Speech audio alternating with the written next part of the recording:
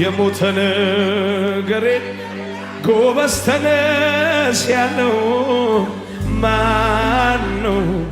እግዚአብሔር እንዲህ ብሎናል፣ ፋሪስ ብሎናል። ፋሪስ ማለት ጥሶ መውጣት ነው።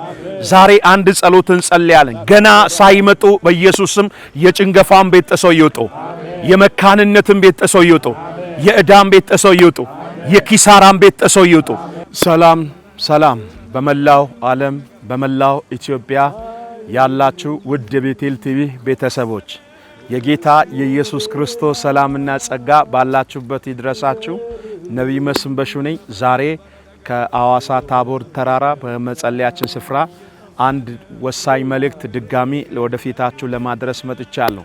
ዛሬ ለ2018 12ኛው ዙር መካንነትንና ጭንገፋን ሰብሮ የመውጣት እንደዚህ የታምራትን ኮንፈረንስ ዳግም ለመጋበዝ ዛሬ ወደ ቲቪ መስኮት ድጋሚ መጥቻለሁ። ዛሬ ከኔ ጋር ቤተፋጌ ዓለም አቀፍ ቤተክርስቲያን አገልጋዮችና የጸሎት ቲሞች እንደዚሁ ደግሞ ከየዘርፉ ሊደሮች ሆነን ዛሬ በአዋሳ ታቦር ተራራ ላይ ይህንን መልእክት ለማስተላለፍ እወዳለሁ። 2018 12ኛው ዙር ሐምሌ 25 እና 26 እግዚአብሔር እንዲህ ብሎ ተናግሮናል። ፋሪስ ለምን ጥሰህ ወጣ እንዳለችው 2018 ላይ በ12ኛው ዙር ለመምጣት ይህንን ማስታወቂያ የምሰሙ ባለፉት 11 ዙር ላይ እግዚአብሔር ረድቶን አግዞን ብዙዎች መንታ ወልደው ብዙዎች መካንነት ተሰብሮ እንባቸው ታብሶ ብዙዎች መጥቶ መስክሯል። ያሁኑ ተራ ያንቺ ነው ያንተ ነው። በዚህ 12ኛው መካንነትን ሰብሮ የመውጣት እግዚአብሔር የሰጠኝ መልእክት ፋሪስ ነው። ፋሪስ ጥሶ መውጣት ነው። የመካንነትን ቤት፣ የጭንገፋን ቤት፣ የኪሳራውን ቤት፣ የዕዳን ቤት፣ የሰድቡንና የነቀፋውን ቤት ሰብረሽ የምትወጭበት ጊዜው ደርሷል። በዚህኛው 12ኛው ዙር ላይ እግዚአብሔር ረድቶን ለ1000 ሰው ከአዋሳ ውጪ ለሚመጡ ሰዎች የማደሪያና እንደዚህ የመጸለያ ስፍራ በቤተፋጌ ዓለም አቀፍ ቤተክርስቲያን ቅጥር ግቢ ውስጥ ተዘጋጅቷል። ላለፉት 11 ዙር ከመላው ዓለም የመጣ ህዝብና እንደዚሁ ከመላው ኢትዮጵያ የመጣ ሰው ማረፊያ በተለያዩ ማረፊያ ቦታዎች ነበር።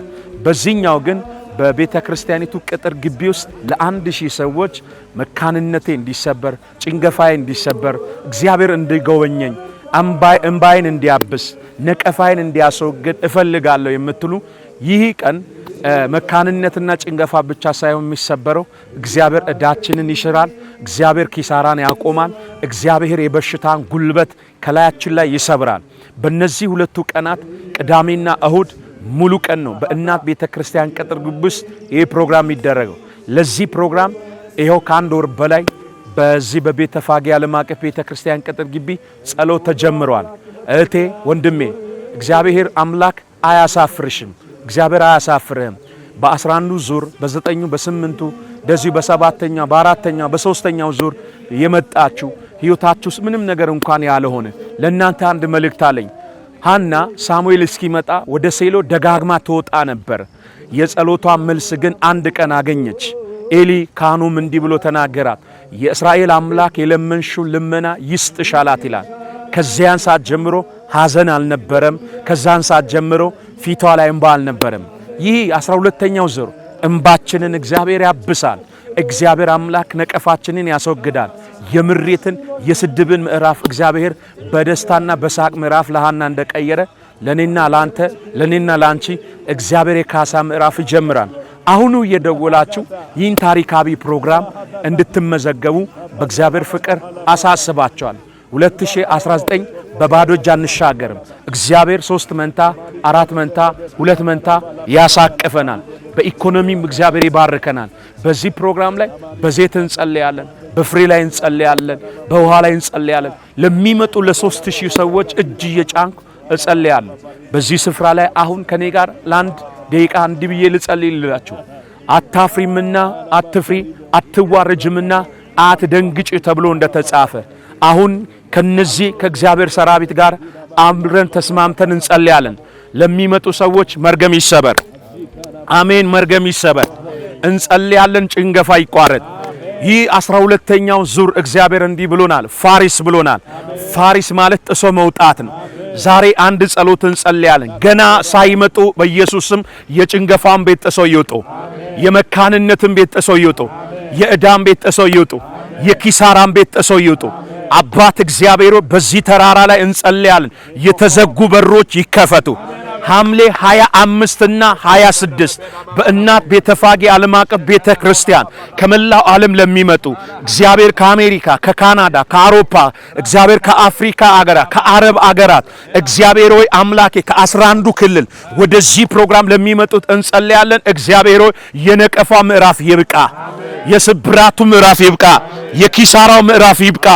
እግዚአብሔር ሆይ በዚህ እግዚአብሔር ሆይ በ12ኛው ዙር ላይ ወደሚቀጥለው 2019 መንታ ልጆች ይዞ ይሻገር።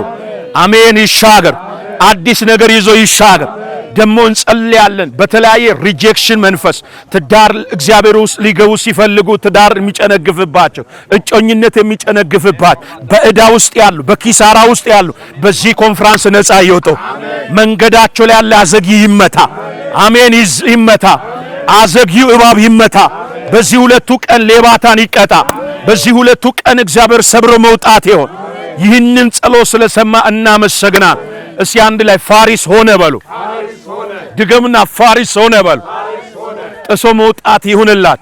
ሰብሮ መውጣት ይሁንላት። የኪሳራም ቤት ሰብራችሁ ውጡ። የዕዳም ቤት ሰብራችሁ ውጡ። እግዚአብሔር የጉብኝት ጊዜ ያርግላችሁ። እንጂ ሰስኔም ሰማይ ይከበር ይከበር ሰማይ ይከበር አንተ ባትረዳኝ የታጨብጨባውን ታውታሪያ ባንተ ነው።